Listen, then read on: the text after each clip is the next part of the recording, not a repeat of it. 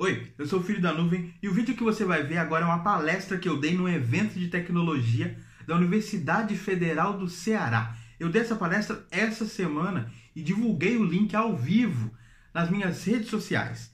Então, se você não viu esse link ou se você não me segue nas redes sociais, os links para o meu Twitter, para o meu Instagram estão aqui na descrição. Me segue lá, assim você não perde as próximas palestras ou as próximas coisas que eu posso acabar divulgando só por lá. A ideia dessa palestra é apresentar e discutir os desafios que a gente encontra sendo programador ou programadora quando a gente quer desenvolver um software que roda em um país, mas agora a gente quer aplicar esse software em outro país, em outra região.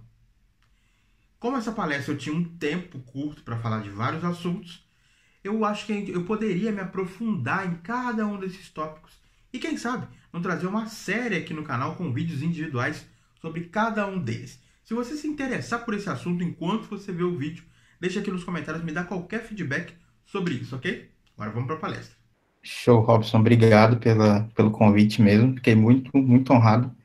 Eu nunca fui no Ceará, na verdade estava nos meus planos fazer essa viagem no meio desse ano, que eu ia para Minas por motivos familiares e eu ia passar por aí, mas não foi dessa vez, mas de qualquer maneira fica aqui o, o registro aqui, a gente compartilha um pouquinho, tanto vocês aí relatando os conhecimentos, mandando conhecimento para cá e vice-versa.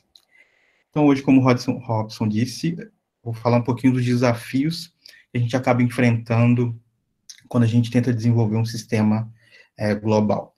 E quando eu falo global, eu poderia ter usado várias outras palavras aqui, o termo. Eu poderia falar um sistema internacional, poderia falar um sistema multi-countries, multi-países, que a ideia é mais ou menos a mesma. A ideia é o que acontece quando a gente desenvolve um software que funciona para uma cidade ou para um grupo de pessoas que está geograficamente próximo, né, numa região ou num país mesmo, a gente tem vários desafios, só que quando a gente tenta pegar esse sistema e colocar ele num segundo país, várias perguntas, várias dúvidas e desafios começam a aparecer, e a gente vai ver um pouquinho deles aqui, não são todos, porque na verdade são muitos. Essa palestra é até um pouco audaciosa, porque existem palestras, e daria para fazer palestras só sobre um dos temas, um de cada. Eu trouxe aqui uns 5 temas, e daria para fazer palestra só sobre um deles, por exemplo, mas eu vou tentar ser bem genérico aqui e tentar passar algum conhecimento. Então, quem sou eu no mercado de trabalho? O Robson já falou, mas eu sou o Claudson, esse nome maravilhoso que me complica a vida, que ninguém sabe escrever meu nome, até minha mãe já esqueceu já me chama de Cláudio, acho que ela desistiu. Eu escrevo código desde 2007, a primeira vez que eu tentei escrever, tentei programar, foi em 2007, eu usei uma linguagem chamada Pascal, uma linguagem bem antiga, baixei uma apostila de Pascalzinho, e tentei estudar sozinho. Aí eu estudei, aprendi variáveis, aprendi o que é um if, else, mas quando eu cheguei em laços, quando eu cheguei em for, eu simplesmente não conseguia entender o que era aquilo, não entrava na minha cabeça. E, coincidentemente, era o momento que eu tinha que prestar um vestibular, que eu queria fazer faculdade, e aí eu prestei para ciência da computação, passei, e eu fui morar 5 anos, eu sou de Minas, eu sou de Muriaé, e eu fui morar 5 anos e estudar na Universidade Federal de Juiz de Fora, onde eu me formei com muito suor, de 10 períodos, que deveriam ser 8. Então, depois desses 5 anos de Juiz de Fora, eu mudei para São Paulo, para trabalhar em várias empresas lá. Algumas das empresas que são bem diferentes, né? As empresas que eu trabalhei lá, uma delas o Valor Econômico, que é um jornal bem meio careta, né? Um jornal de economia, assim, com um público-alvo um pouco mais velho. Eu também trabalhei para a Easy Taxi, que é uma empresa de um aplicativo de táxi, que a Easy ela nem existe mais, ela foi adquirida pela Cabify, mas eu vou tentar falar alguns casos que eu vivi lá, que são bem legais. Depois desses 5 anos em Juiz de Fora e 5 anos em São Paulo, eu resolvi vir para Portugal passei por um processo seletivo daqui da OLX, e eu estou aqui há 2 anos e meio, não são 5 anos. Não sei se eu vou ficar 5 anos, se vai ser mais, se vai ser menos, se eu estou seguindo um padrão aí, vamos ver daqui a 2 anos e meio. Eu trabalho para o OLX, na verdade, para o Grupo OLX. O Grupo OLX é um grupo de empresas que contém o site OLX, mas tem outros sites de classificados também, que eu vou até mostrar um deles durante a talk. Claro, as minhas redes sociais estão aí, aquela coisa toda de @Cloudson no Twitter, GitHub, e eu tenho o canal aí, Quero Ser Programador, no YouTube. Se inscreve no canal, sininho, aquelas coisas todas. Então, esse sou eu no mercado de trabalho, mas a pergunta é, quem sou eu na noite? Brincadeiras à parte, quem sou eu na festa da firma, né? Que essa daí é uma foto minha na festa do OLX de 2018, se eu não me engano. E eu sou essa pessoa que bebe e abre uma roda de dança e tenta dançar no meio da roda e sequer percebe que tem um fotógrafo na sua cara tirando uma foto. Então, quando as pessoas falam que vai ter uma festa da firma com tudo pago uma vez por ano, esse tipo de coisa acontece, né? Mas vamos falar de coisa séria, vamos falar dos desafios aqui que a gente enfrenta nesses tipos de sistemas que funcionam em mais de um país. A primeira coisa que eu percebi quando eu me deparei com esse cenário, né, pela primeira vez, foram as datas, que foi até uma coisa que a gente brincou aqui, o Robson, que é essa coisa da data, ela é complexa, assim, tipo, você tenta marcar um horário para uma call, para um não sei o quê, e assim, é complicado. Nossa cabeça, acho que ela não foi feita para isso. E um sistema também a gente tem desafios quanto a isso. Quando a gente, na verdade, por que a gente tem esses desafios, né? A gente tem esses desafios porque a gente tem esse conceito lindo e maravilhoso, né, que o ser humano criou dos time zones, das zonas do tempo, que o que define que aqui em Portugal é 9h34 da noite e no Brasil é 5h34 da tarde. Quando eu quero fazer um sistema, por exemplo, um sistema de classificados, que vocês podem pensar que é o OLX, ou pode pensar que é qualquer outro site, né? Eu quero um sistema de classificados que as pessoas colocam anúncios de qualquer coisa para vender. Então, quando essa pessoa publica um anúncio, muito provavelmente a gente vai ter a data desse anúncio e a gente vai querer mostrar para outras pessoas que querem comprar, talvez, a data que esse anúncio foi publicado. Então, se uma pessoa publicou um anúncio, né, eu estou nesse site, olx.com.br, por exemplo, e uma pessoa publicou um anúncio do dia 9/5, às 6 da tarde, muito provavelmente eu vou só pegar essa data, eu vou salvar essa data em algum lugar, e eu vou apresentar essa data na tela, no HTML, no aplicativo, na mesma data e na mesma hora, né? Agora, se eu tenho esse meu sistema, olx.com.br, e eu quero mover esse sistema, não mover. Quero meio que replicar esse sistema, colocar esse sistema em Portugal, e ele vai chamar olx.pt. Não faz mais sentido, né? Eu não vou mais salvar essa data e apresentar essa data no horário do Brasil. Eu quero apresentar essa data no horário de Portugal. Mas será que faz sentido eu colocar todos os anúncios na mesma tabela de banco de dados, por exemplo, cada um com a sua data local? Será que não vai ficar um pouco confuso eu olhar para esse banco de dados e pensar, ok, 9/5, 6 da tarde, mas 6 da tarde onde? 6 da tarde no Brasil, 6 da tarde em Portugal? Então, esse tipo de pergunta aparece. Uma das formas de resolver isso, e é uma forma que eu diria que é um pouco, como é que eu posso dizer, um pouco, foge um pouco do problema, mas é uma forma de resolver, é você ter bancos de dados diferentes. Então, se eu tenho esse meu sistema de classificados e eu quero rodar esse sistema em 2 países, eu poderia criar um banco de dados do Brasil e um banco de dados de Portugal. E aí, a regra que eu pensei antes de sempre salvar na hora local, ela continua valendo. Porque eu sei que se eu olho para o banco de dados do Brasil, todas as datas e horas lá são baseadas no Brasil. E a mesma coisa para Portugal. Obviamente, se toda solução na computação, né, ela tem uma vantagem e uma desvantagem. Não existe bala de prata. E é isso que a gente vai acabar vendo aqui durante essa palestra. Uma das desvantagens dessa arquitetura, digamos assim, é que pensa que você tem que fazer qualquer relatório simples que veja quantos anúncios foram postados no mês de fevereiro desse ano. Você vai ter que se conectar num banco de dados, descobrir isso, para depois se conectar em outro e descobrir isso. Para dois bancos de dados pode não parecer um grande desafio, mas quando a gente fala de um sistema que roda em 10 países, as coisas começam a ficar um pouco chatas, né? Eu ter que fazer isso 10 vezes.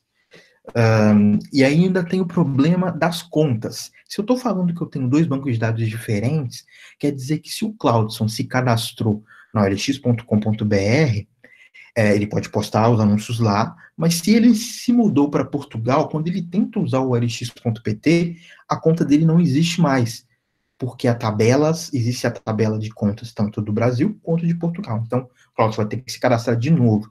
É uma experiência do usuário um pouco estranha, né? É como se fossem até empresas diferentes, a gente pode pensar dessa maneira. Mas a verdade é que eu dei esse exemplo, mas ele nem é tão um exemplo assim no caso da OLX.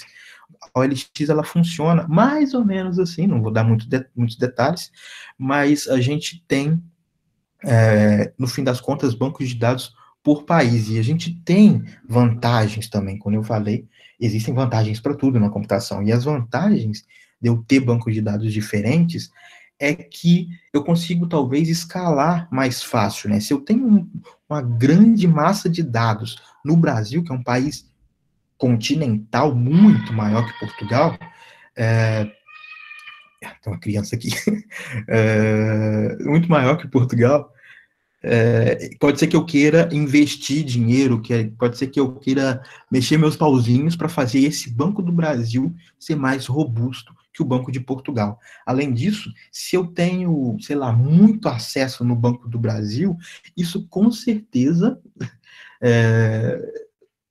eu posso fazer de um jeito que não afete o sistema de Portugal, porque ele está bem desacoplado. Eu posso até rodar o mesmo sistema num servidor diferente, só para Portugal, e aí as coisas funcionam bem em paralelo mesmo. Então eu tenho essas vantagens. Além disso, no caso da OLX, isso é mais a minha opinião mesmo. Antes de eu trabalhar na OLX, eu achava que a OLX ela era um site local, assim, ela era até um site brasileiro, porque eu não consigo explicar, parece uma coisa muito próxima da gente, não parece uma multinacional que roda em vários países. E eu até acho legal que a empresa se posicione assim.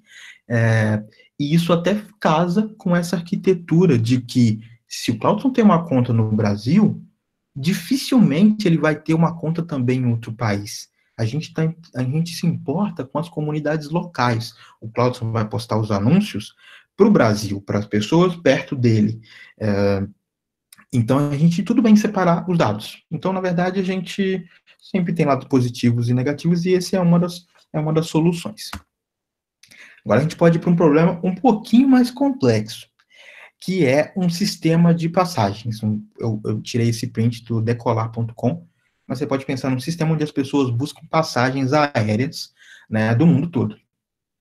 Então, se eu quero ir de Fortaleza para Lisboa no dia 9 de fevereiro de 2021, eu tenho esse voo de ida e esse voo de volta. Mas como que eu apresento essas datas e horas para o usuário? A verdade é que eu tenho que apresentar a data e a hora no time zone do próprio destino e origem. Então, se eu estou falando que é 23h50, o voo parte 23h50, horário de Fortaleza. Mas ele chega em Lisboa 9h55. Então, esse horário 9h55 já é de Lisboa, não tem nada a ver com Fortaleza. Se eu tenho que representar essa data de duas formas diferentes para o usuário, como que eu vou salvar isso no banco de dados? Será que eu vou salvar isso?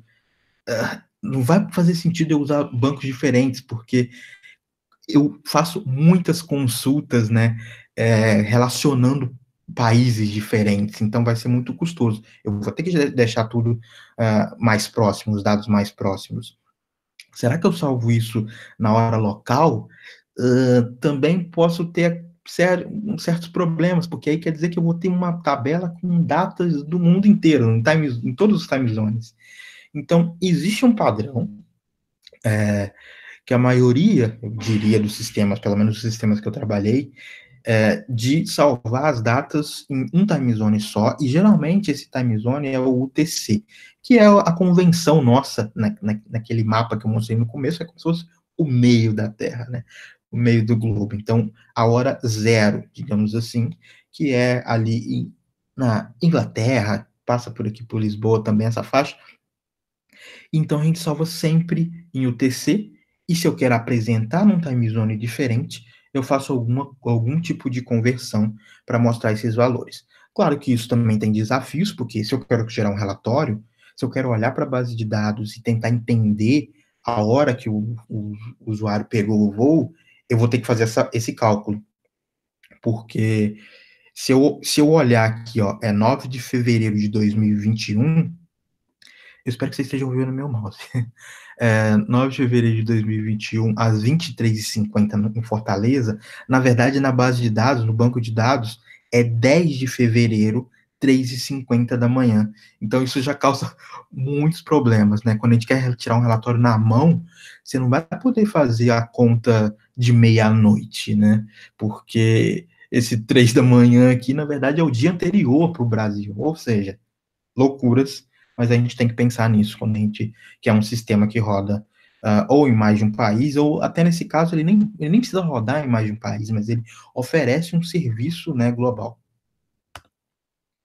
Agora a gente tem um outro tópico, que são as funcionalidades por região. Eu gosto bastante desse tópico, porque eu vivi bastante ele na EasyTaxi.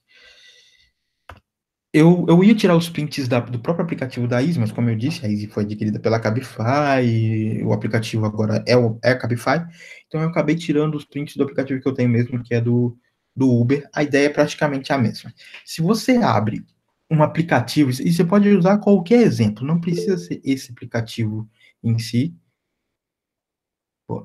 não precisa usar esse aplicativo em si. Você pode pensar, talvez até você encontre outros exemplos aí quando você abrir aplicativos a partir de agora. Quando eu abro o Uber em Lisboa e eu peço uma corrida da minha casa até... O Uber é um aplicativo, né, de táxi, como se fosse táxi. Quando eu abro uma corrida daqui até o aeroporto, me aparece aqui no lado esquerdo essas opções de serviço. Eu tenho um Uber X, que eu acho que é o mais barato. É o mais barato, né? Dá para ver aqui, 4 euros.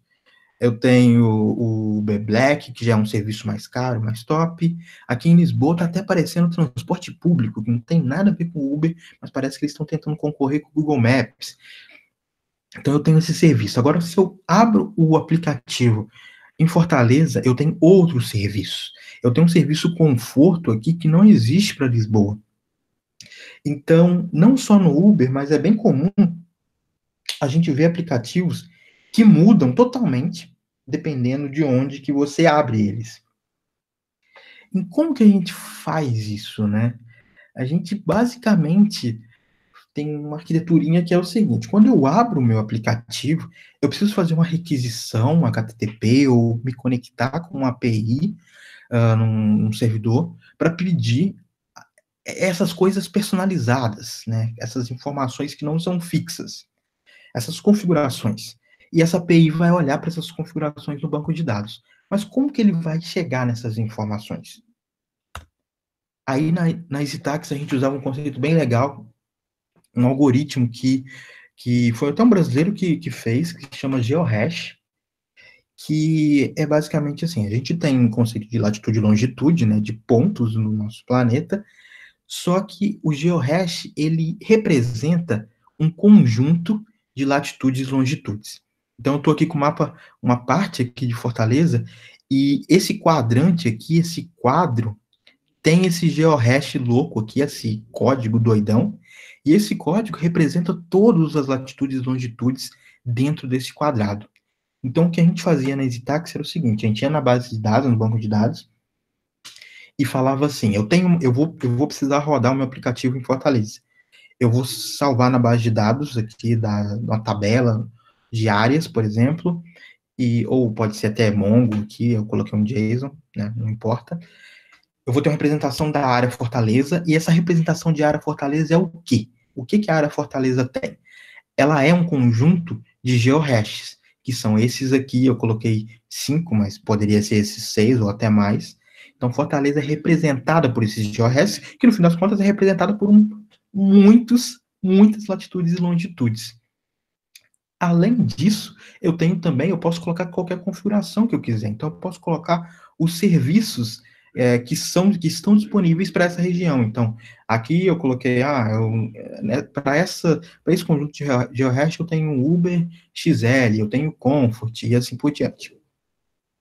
Então, voltando para o nosso desenho de request, né, a gente abre o aplicativo e a primeira coisa que o aplicativo, isso é uma hipótese, né, a gente trabalhava assim, mas a gente abre o aplicativo, a primeira coisa que esse aplicativo vai fazer é mandar para a API a posição atual dessa pessoa. Essa é a minha latitude e longitude.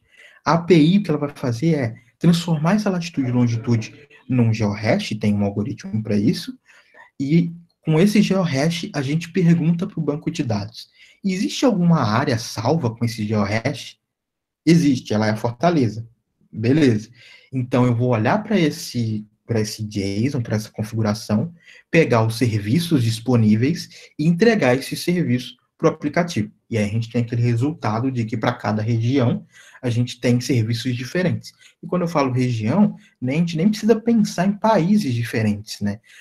Na Easy mesmo, se eu abrisse o aplicativo em Fortaleza, se eu abrisse em Salvador e se eu abrisse em São Paulo, eu tinha opções totalmente diferentes. Eu tenho certeza que você nunca pensou em pelo menos um dos desafios que eu estou trazendo aqui nessa palestra. Então me ajuda compartilhando esse vídeo com outra pessoa que provavelmente se interessa por esse assunto e também nunca pensou sobre isso. Línguas. Outro desafio quando a gente fala de um sistema que precisa rodar em vários lugares, em vários países diferentes. Aqui na nossa mesma tela, a gente viu que todos os meus textos eles estão sendo apresentados em inglês. Mas por que eles estão sendo apresentados em inglês se eu estou com o aplicativo aberto em 2 países, em dois lugares, que a língua oficial é o português? Bom, porque a gente precisa tentar ser empático, a gente precisa tentar respeitar a pessoa que está usando esse aplicativo. Não é porque uma pessoa está no Brasil que ela é obrigada a falar português. Ou não é porque uma pessoa está na Inglaterra que ela é obrigada a falar inglês. Então, se eu configuro o meu celular para a língua padrão ser inglês, eu tenho que adaptar o meu aplicativo o máximo possível para ele continuar servindo as coisas em inglês. Então, beleza, como que eu posso fazer isso? Eu posso fazer isso no próprio desenvolvimento do aplicativo. Eu não sou um grande especialista em desenvolvimento de aplicativo, porque minha carreira é mais focada em back-end do que em mobile, mas eu sei que para desenvolvimento Android, por exemplo, você pode criar um arquivo para cada língua, se eu não me engano, alguma coisa assim, que a gente chama de como se fossem strings de tradução. Então eu falo assim, essa minha tela do meu aplicativo, ela tem essa chave aqui para exibir esse valor, e essa chave, o valor para essa chave, em português, é transporte público. Em inglês, é public transportation. E em espanhol, não sei, mas é outra coisa. Então, todas essas informações estão salvas dentro do próprio celular, e quando você muda a língua, o celular já magicamente muda tudo. Beleza. Eu posso fazer assim. Mas pensa comigo, esse tipo de informação aqui, essas opções, Uber Black, Uber X, elas são opções que podem mudar de um dia para a noite. Eu posso querer amanhã lançar um serviço novo em Fortaleza. E quando a gente fala de desenvolvimento de aplicativos, mudar aplicativos é uma coisa que leva um pouco de tempo, principalmente quando a gente fala de iOS, de sistemas para o iPhone. Porque a gente tem que desenvolver, a gente tem que mandar para a loja e tem toda uma fase de testes e eles aprovam se eles querem ou não disponibilizar essa versão para os usuários. Então, todo esse fluxo é um pouco lento. Se eu quero lançar uma coisa amanhã, cara, não tem como. E se eu faço desse jeito, se eu como Uber faço desse jeito e a EasyTaxi faz de outro jeito, a EasyTaxi é uma competidora, ela está na frente, esse tipo de coisa, né, acaba tendo uma competição de mercado. Então, se eu não quero deixar essas coisas fixas no celular, há próprias strings também, né, de tradução, eu poderia ter isso no próprio banco de dados. Só que eu acabei mostrando aqui no lado direito que os nomes são fixos e são, por exemplo, comfort em inglês. E se eu mudar para português, será que eu quero mostrar comfort? Será que não é melhor eu mostrar Uber Conforto ou alguma coisa do tipo? Então, a gente até pode pensar em outro tipo de solução para esse problema. O que eu tenho visto no mercado, na maioria das empresas que eu passei que passam por esse problema, é que a gente usa um site, um serviço que se chama PhraseApp. Esse PhraseApp, a ideia é bem simples a princípio, ele tem coisas mais complexas, mas a princípio é daquelas ideias que a gente pensa, por que eu não pensei nisso antes? Eu deveria estar ganhando dinheiro. Que é o seguinte, eu venho no PhraseApp, eu adiciono uma chave, que eu chamei aqui de Comfort Name, a chave do conforto lá, daquele serviço, e aí nessa setinha vermelha eu tenho uma opção para escolher a língua. Então, para português, eu quero que o valor dessa chave seja Uber Conforto. Se eu clicar aqui e mudar para inglês, eu vou colocar o meu valor que eu quero para inglês, só Comfort, e assim por diante. Então, esse lugar é uma central onde a gente coloca todos os valores das chaves. Mas por que eu vou ter um outro site, Claudson, para salvar essas coisas? Nossa, não podia ser na base de dados, uma coisa tão simples, né? Bom, sim, poderia ser na base de dados, respondendo. Mas, quando a gente usa esse tipo de sistema, e a gente até poderia desenvolver esse sistema, mas a gente acaba gastando tempo nisso, né? E se eu trabalho no Uber ou qualquer outro lugar, eu não quero ficar desenvolvendo essas coisas, eu quero desenvolver as coisas do próprio negócio. Então, acaba sendo mais fácil eu usar um serviço externo, e esse serviço ele nos ajuda em quê? Ele ajuda o time de desenvolvimento, de tecnologia, a delegar essa coisa da tradução para outro time, para outras pessoas. Na hora que eu estou desenvolvendo o aplicativo, eu só preciso fazer assim, ó. Nessa tela, eu vou mostrar um valor, que eu não sei qual é ainda. A chave desse valor é Comfort Name Key. Ponto, coloquei. E aí eu vou e aviso para outro time, por exemplo, para o time do Chile. Olha, tem uma chave nova. Vocês podem traduzir ela para mim, por favor? Ela chama Comfort Name Key. E aí essas pessoas vão ter acesso a esse sistema também. Elas vão chegar aqui, elas vão buscar pela chave e elas vão perceber que o valor para o espanhol delas está vazio. Elas vão preencher e sucesso. Então eu meio que deleguei esse problema. Eu não preciso mais pensar agora quais são os valores de tradução. Mas aí a gente chega num novo problema, né? Porque tudo na computação, a gente cria uma solução e aí a gente acaba com um novo problema, um novo desafio.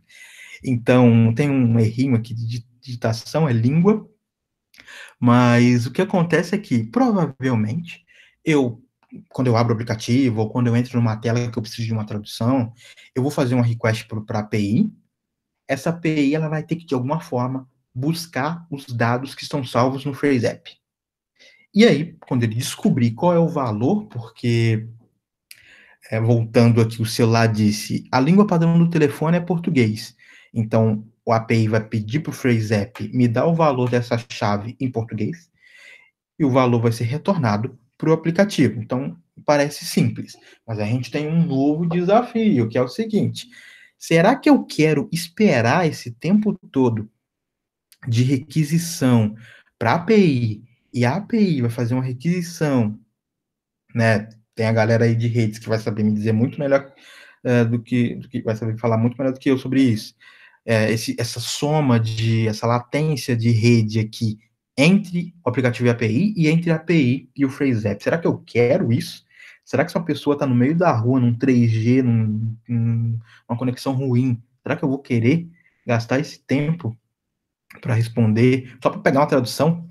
Não, eu não vou querer. Então, alguma coisa, uma das possíveis soluções que a gente pode fazer é fazer com que o PhraseApp, aqui na direita, ele gere um arquivo no próprio servidor, que está a API, por exemplo, um arquivo que contém todas as chaves e valores de tradução, em todas as línguas. Eu posso ter um arquivo para cada língua, alguma coisa do tipo. A ideia é que esse arquivo vai ficar disponível para a API, de alguma forma, e aí na hora que o aplicativo falar para a API, olha, o usuário acabou de me abrir aqui o aplicativo, e a língua padrão do telefone dele é em inglês. Então a API vai olhar para esse arquivo que está perto dele, ou seja, a gente vai evitar fazer aquela conexão de rede, né, para o Phrase App, a gente vai ter um I/O aqui que vai ser mais rápido, querendo ou não, e aí eu vou pegar do próprio arquivo a chave, o valor, e entregar para o aplicativo. Mas ainda tem uma pergunta: como que eu gero esse arquivo? E aí tem vários tipos de solução para fazer isso. Eu posso, de alguma forma, no próprio FaceApp, falar para ele assim, ó, toda vez que alguém salvar um valor novo aqui na minha plataforma, eu vou gerar um arquivo lá no seu servidor. Eu posso fazer isso. Talvez fique um pouco custoso, hein? Eu posso ir para outra solução. Toda vez que eu atualizar a minha API, toda vez que eu fizer um deploy, uma implantação, eu vou ir lá no FraseApp, pedir para ele todas as chaves, todos os valores, e eu mesmo vou gerar o arquivo e colocar aqui dentro do meu pacote de deploy. Então, são algumas opções que a gente pode usar para resolver esse problema. Bom, aí aqui tem até uma brincadeira que eu não sei se já aconteceu com vocês, mas já aconteceu comigo. Acontecia até quando eu trabalhava na EasyTaxi, na verdade, esse tipo de coisa. E eu até falei assim, eu vou abrir o aplicativo aqui, eu tirei esse print há poucos minutos, vou abrir esse aplicativo, algum aplicativo aqui vai ter esse problema. E o segundo que eu abri tinha. Que é o seguinte, meu celular, ele tá em inglês. Então, se você olha todas as opções aqui, esse aplicativo chama Glovo, um aplicativo de entregas, de remédio, de comida, de supermercado, tudo em qualquer coisa, na verdade. Todas as minhas opções aqui em branco, elas estão em inglês. Só que eu tenho essa opção aqui, que ele mesmo colocou verde, tá? Nem foi eu, que está em português, ofertas, até onde eu sei, não tem ofertas em inglês, até onde vai meu conhecimento de inglês, isso está em outra língua. Então, eu até coloquei aqui, eu sou bilíngue, o aplicativo sabe que eu sou bilíngue, porque ele está me mostrando uma tela com coisas em português misturado com inglês. Esse tipo de coisa pode parecer um erro meio juvenil, né? Um erro meio bobo, mas a verdade é que às vezes a gente acaba fazendo isso com uma consciência que esse tipo de coisa pode acontecer.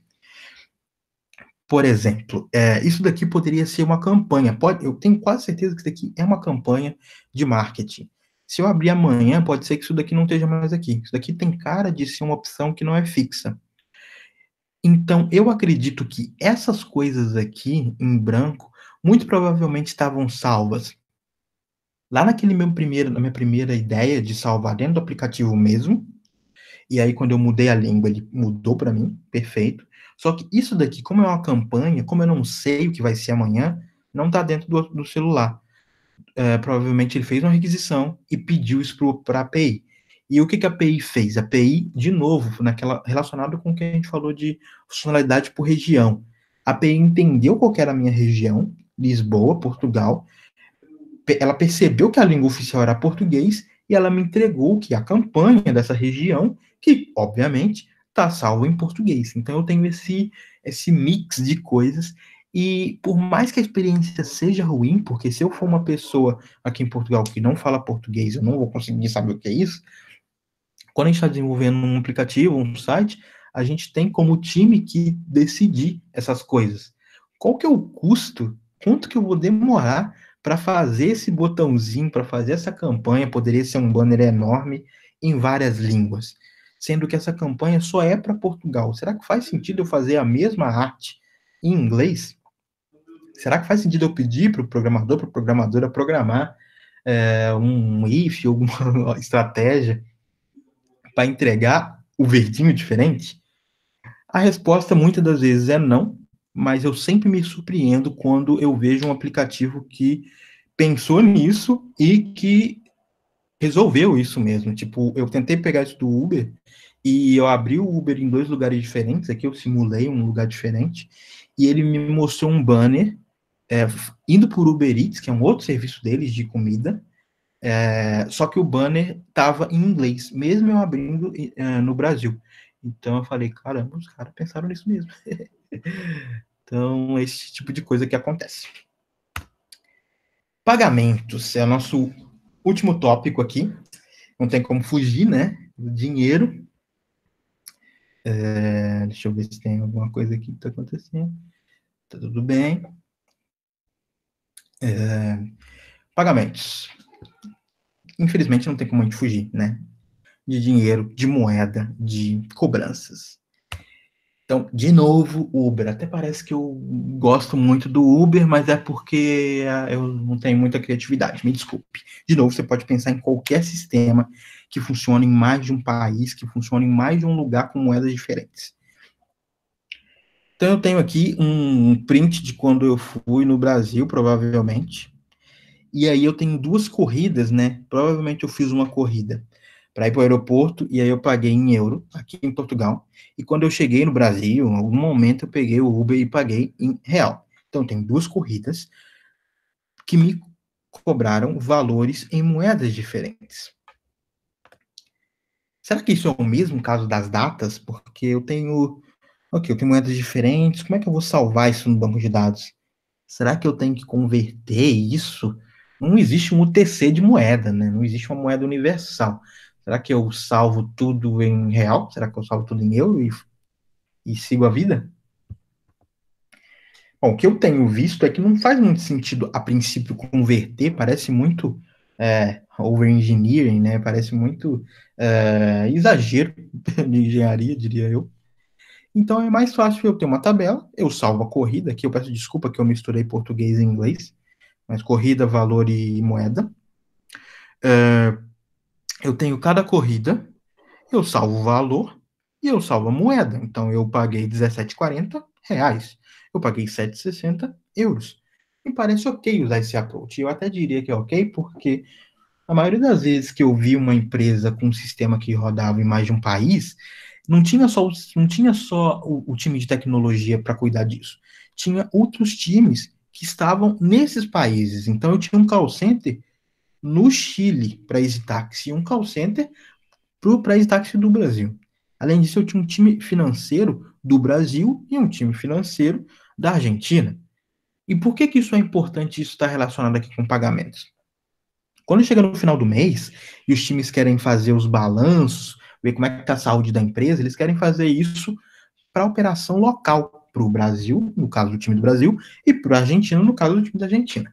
Então, muito provavelmente, o que eles vão fazer no fim do mês é tirar um relatório, mas vai pedir para um programador, para a programadora, vai apertar algum botão no sistema, que vai fazer uma consulta, o time do Brasil fazer uma consulta, para pegar todas as corridas com moeda real e ignorar o resto. Por que é importante eles, cada um, cuidar do seu quadrado?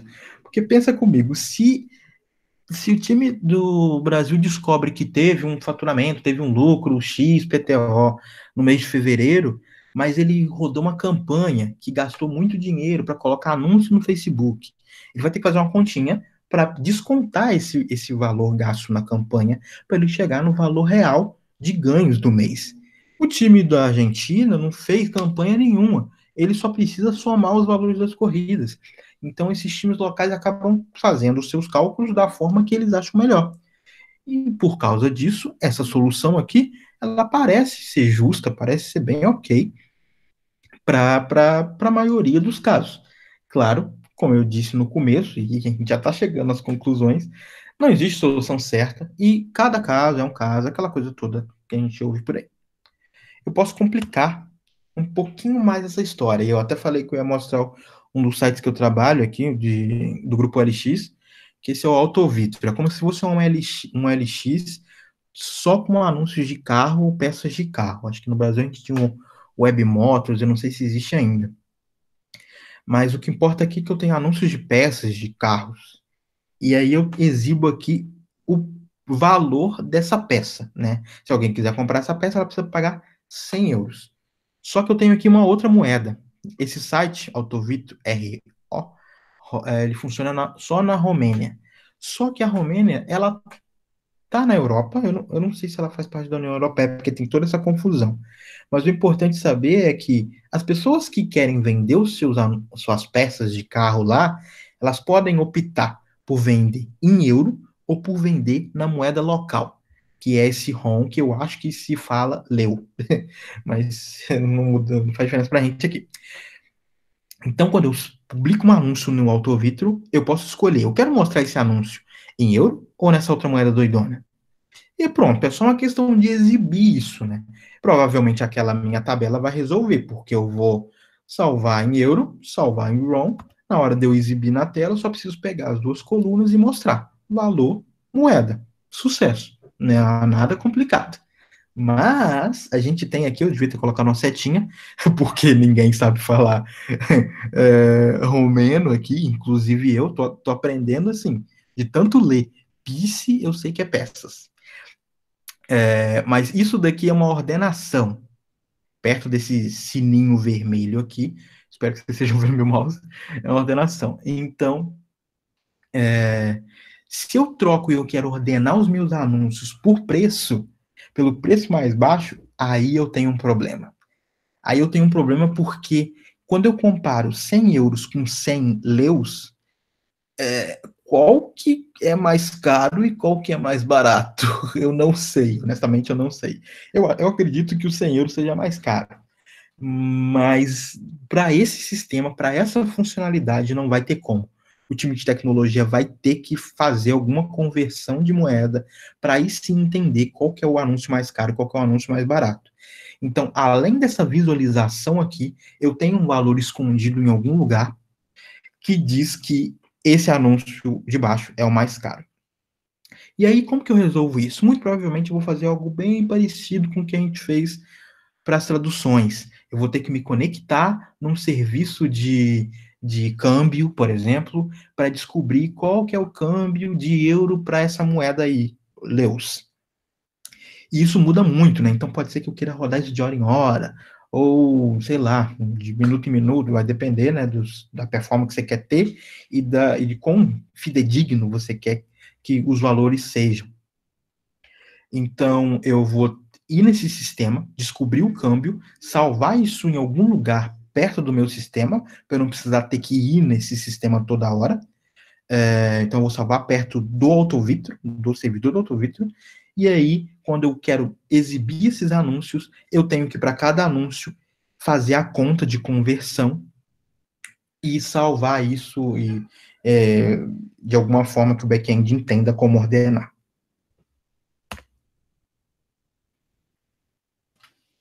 Além disso, a gente volta para aquela tela onde eu tinha duas corridas, em que eu fui cobrado em moedas diferentes. Então, como que eu cobro a moeda, como que eu cobro a corrida na moeda certa?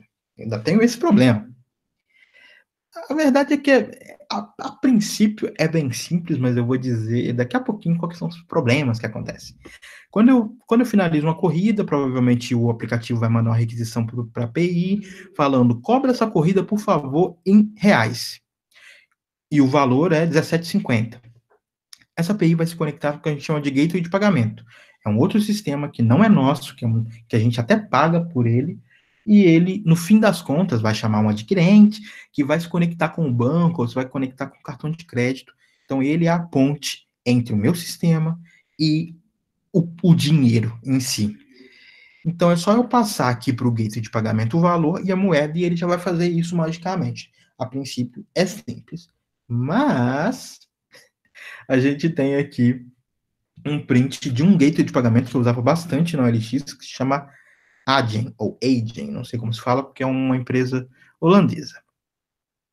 E a ideia é a seguinte, como eu falei, a gente paga por cada transação que a gente está fazendo, né? Se eu estou cobrando 5 reais, aqui ele está me cobrando 12 centavos de dólar se eu estou cobrando um Mastercard. Então eu tenho essas taxinhas que eu tenho que parar e pensar um pouquinho se faz sentido ou não usar esse gateway. Além disso, eu preciso olhar para o suporte que esse gateway dá no mundo, nos países. Aqui na América Latina, por exemplo, no lado esquerdo, eu vejo que esse gateway só funciona no Brasil e no México. Se eu quiser pegar o meu aplicativo, né, e colocar ele, ou meu site, tanto faz, e colocar ele para cobrar alguma coisa na Argentina, eu simplesmente não consigo, porque ele não vai conseguir cobrar nessa moeda. Então, eu acabo tendo esse problema de, e agora? O que eu faço? Eu estava funcionando de boa, cobrando aqui no Brasil e tal, tentei ir para outro país, eu não consigo. Vou ter que procurar um outro gateway de pagamento. E será que esse outro gateway, eu vou usar um gateway só e aí eu vou ter que trocar do Brasil também? A gente vai ver daqui a pouco que isso também não é uma boa ideia. E a gente acaba chegando numa solução, e era o que a gente tinha na EasyTaxi. Acredito eu que no Uber ou qualquer outro serviço, eles têm que fazer algo parecido, que é eu ter um sistema que tem suporte a vários gateways de pagamento.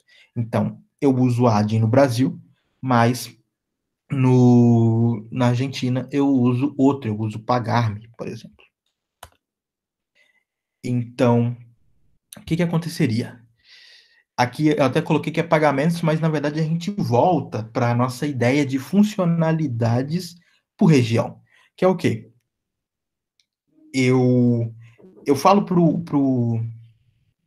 eu falo para minha API, o aplicativo fala para a API, por favor, cobra para mim essa corrida nessa área, ou essa corrida nessa latitude e longitude. Algum jeito tem que dizer onde que essa corrida aconteceu. A API vai entender, beleza, a corrida aconteceu em Salvador. Vamos na base de dados, de novo encontrar a área de Salvador e ver qual é o gateway de pagamento que a gente usa em Salvador. Então, em Salvador, a gente usa o Stripe, que é um gateway de pagamento bem famoso, porque a API dele foi uma das melhores que surgiu há muito tempo atrás. E aí, essa API entende que ela vai usar o Stripe, ela vai se conectar com o Stripe, bem daquele jeito que eu falei do gateway de pagamento, e vai cobrar. Sucesso. Cobrança feita. Manda um sucesso para o celular. Pronto, terminou. Só que mais um problema. Só problemas na nossa vida, né? No aplicativo do Uber, em vários aplicativos que a gente acaba fazendo cobrança, até na Netflix, né? A maioria hoje em dia é assim: você coloca o seu cartão de crédito uma vez e depois disso você não precisa colocar mais. Como que eles fazem isso? Eles não salvam a Netflix, o Uber, esse serviço, eles não salvam o seu cartão de crédito na base de dados deles, porque eles não podem fazer isso na maioria das vezes. Para você fazer isso, se eu não me engano, o termo é PCI Compliance, tem um código, mas o que importa aqui é que para você ser uma empresa que faz isso, você tem que respeitar um conjunto de leis do mercado financeiro. E o Uber, não, o negócio dele não é mercado financeiro, dificilmente ele vai se importar com isso. Então é muito mais fácil, quando você digita os seus dados de cartão no Uber, o aplicativo se conectar direto com o gateway, para o que a gente chama de tokenização, que ele vai gerar um token. O que é esse token? É uma chave desse gateway de pagamento, e essa chave representa o seu cartão. Então, o gateway de pagamento te entrega, esta aqui é a sua chave para esse cartão, e o que o aplicativo faz é mandar essa chave para o back-end, e essa chave sim pode ser salva na base de dados, porque ela é uma chave, ela não tem informação sensível, né, nela. Então, cada um desses cartões de crédito salvos aqui, na verdade, são tokens na base de dados do Uber. Agora pensa comigo. Se eu adicionei um cartão no Brasil, eu gerei um token para a Adyen, que era o meu gateway de pagamento no Brasil. Se eu chego na Argentina, que a gente viu que não tinha suporte para a Adyen, esse token não serve de nada. Eu não vou conseguir usar esse token na Stripe, que era o meu outro gateway, porque esse token só funciona para a Adyen. Então, acontecia isso na EasyTaxi, e é possível que aconteça em outros sistemas, que é você ir para uma outra região e o seu cartão de crédito que você jurava que tinha adicionado sumir. Isso pode ser até dentro do mesmo país mesmo, né? Nem precisa ser país diferente. Por que sumiu? Porque naquela região você não tem nenhum token de pagamento. E aí você tem que colocar o seu cartão de novo, mesmo que seja o mesmo cartão, e ele vai se conectar num outro gateway, e aí sim ele vai fazer a tokenização. Ah, Claudson, por que que você não fez um token de todos os gateways? Bom, será que é legal eu fazer de todos os gateways sempre? E se forem muitos gateways, será que não vai demorar muito? Pode ser que a pessoa nunca mude de região, ela fique sempre na mesma região, ela não precise dos outros tokens. Será que é legal? Outra coisa, beleza, eu posso fazer todos os gateways hoje, mas amanhã pode ser que alguma coisa de contrato mude. Pode ser que eu perceba que as taxas de um gateway são muito altas num país e eu quero trocar o gateway. Então eu vou trocar o gateway, mas o usuário antigo vai continuar sem o token desse gateway. Então não tem como fugir. Esse tipo de problema, quando a gente trabalha em países que, quando a gente trabalha melhor com um gateway que não funciona em todos os países que a gente está, a gente acaba enfrentando esse tipo de problema. Conclusões, nossa, falo muito. Conclusões. Conclusões é que, sim, existem vários desafios quando a gente, só da gente pensar, ok, eu vou fazer esse meu aplicativo aqui para funcionar no Brasil. Vou querer que ele funcione agora no México. Só de eu ter essa ideia, já aparecem vários problemas. E que quando a gente fala de arquitetura, não existe uma arquitetura certa e uma arquitetura errada. Existe uma arquitetura que resolve melhor um problema, mas que outra arquitetura pode resolver melhor outro problema. Então não existe certo e errado, existem opções. É mais ou menos isso. Eu deixei alguns links aqui. Eu nem entrei muito em internacionalização, por exemplo, porque eu tive a sorte ou o azar de trabalhar em sistemas, por exemplo, que nunca funcionaram no Japão e no Brasil. Pensa comigo, aí as coisas mudam totalmente, até o estilo da página muda. Então, esse tipo de problema eu nunca passei por ele, mas é importante dizer que os exemplos que eu dei aqui são alguns dos muitos exemplos que existem. Existem vários outros. E esse primeiro link é até uma palestra bem legal, acho que é do Léo Balter, da Brasil JS, que fala bem mais sobre línguas, sobre internacionalização. E eu deixei outros links aqui importantes, alguns para vocês chegarem e se aprofundarem melhor nos assuntos que eu falei aqui. Eu gostei muito de ter dado essa palestra essa semana. Fazia anos que eu não fazia isso, principalmente uma palestra em português, porque as últimas experiências que eu tive aqui em Portugal, eu tive que dar palestras em inglês na empresa, então fazia muito tempo que eu não falava na minha própria língua. Então eu quero agradecer ao Robson pelo convite, e eu quero que você deixe um joinha e um comentário, qualquer sugestão, crítica ou opinião sobre esse tema. E no mais, eu te vejo no próximo vídeo aqui do canal. Tchau!